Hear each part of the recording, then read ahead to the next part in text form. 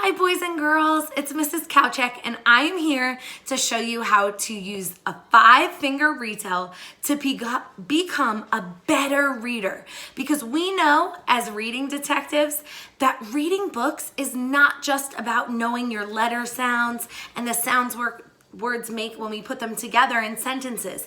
But being a really strong reader is about making sense of what you read, being able to understand what you read, and being able to use that information in your life to make connections. So we're gonna do that with the book Tops and Bottoms, while my friend Beckett down here does that with his own anchor chart on the book Go Turtle Go Hare, which actually has a text-to-text connection with Tops and Bottoms. Isn't that cool? Because didn't the hare in the book Tops and Bottoms lose all his money when he bet the tortoise that he would beat him in a race? Do you see that? How cool is that? All right, so the first step to using the 5-finger retell is to hold up your hands. Everybody do that with me. Okay, then I need you to point to yourself and I need you to say, I can. You ready? Identify story elements and key events with a 5-finger retell. Let's try that again. I can identify story elements and key events with a 5-finger retell. All right, so here's how we're gonna do it. Hold up your 5 fingers. I'm actually gonna bring you guys a little bit closer so you can see. I have a hand here, and on my thumb of my hand, it says the word characters. So when you hold up your thumb, you're gonna think about the characters in your book. So who were the characters in the book Tops and Bottoms? Well, think about it for a second.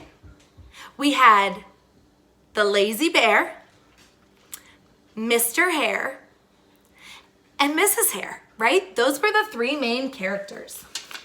So I'm gonna take my sticky note and I'm just gonna put that right near my thumb picture for where it says characters, okay? The next finger, your pointer finger, is going to help you remember the setting. Where did this story take place? Where did all of the story events happen?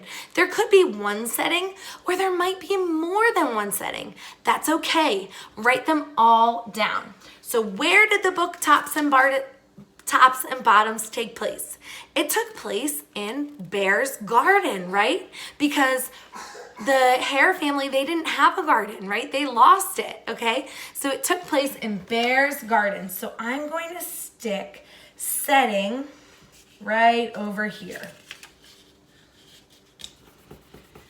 But I want you actually all to see my beautiful house I drew for setting first. Okay, you see that, how pretty it is? Now I'm gonna cover it with our real setting for our book. Every story that you read is going to have some kind of problem. And usually the author tells you about the problem to kind of wrap up the beginning of the story. In our book, Tops and Bottoms, what was the problem you learned about at the beginning of the book? I can think of 2 problems. The first problem I can think of is that the Hare family is out of money and they need to grow food for their family. The second problem I can think of is that Bear is lazy and he does not help growing any vegetables. So I put that the problem was Bear doesn't plant. But if you put that the problem was that the Hare family needed money for food and crops to grow, that's fine too. So I'm gonna put the problem right here over my broken pencil to remind me that that's where problems go, on that middle finger. So far we have characters on the thumb, who is in the story, setting, where the story takes place, and the problem, what went wrong at the beginning of the story. because that kind of sets the stage for the rest of the events, okay? So events is this ring finger, our fourth finger. And when we talk about events, I want you to tell me what happened at the beginning of the story, the middle of the story, and the end of the story. I drew a little picture of a roller coaster here because that's a good picture to keep in your mind for how to think about the movement of a story, how characters and ideas change throughout a story. So at the beginning of the story, we usually find out the problem. Think about what happened at the beginning of Tops and Bottoms. I said that Mr. and Mrs. Hare were poor. They got money for seeds from Bear and would plant them. Okay, so Bear and the Hare family were gonna share crops. So that's what I'm gonna put for my beginning, okay?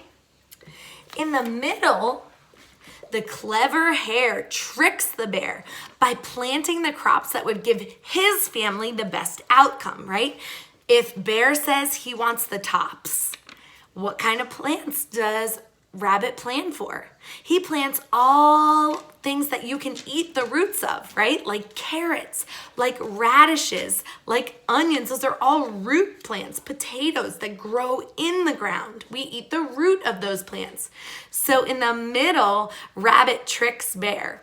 When Bear says, okay, I want all the bottoms, Rabbit tricks him again and plants that have roots at the bottom, but that we eat the top, like cucumbers and fruits, okay? And lettuces. So that would be the middle.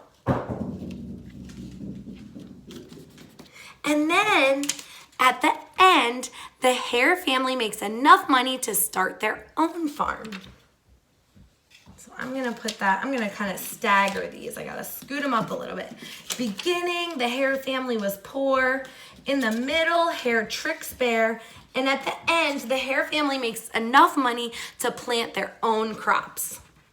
What was the solution to this story? Well, the solution was that Bear learned his lesson. Solution and lesson can kind of mean the same thing, right? How did the story wrap it up? Bear plants his own crops now. He learned his lesson. So that broken pencil from the problem is now fixed over here from the solution. So any story that you read, especially in a fiction story, it is very important that you are able to recall those important story elements like characters, setting, problem, and solution, and that you're able to tell story events in order of beginning, middle, and end. And one of the best ways we can teach you to do that is by using the 5-finger retell. Characters, setting, problem, events, solution. I want you guys to all give this a try using our 2 story elements pages in our Google Classroom, and I'll complete my own. I'll take a picture of them and then I'll share them with you so you can check yours to see if we match. I hope you guys have a great day. I hope you're enjoying the book Tops and Bottoms as much as me and my family are, and I hope you've been sampling some of the different parts of a vegetable that you can eat at home.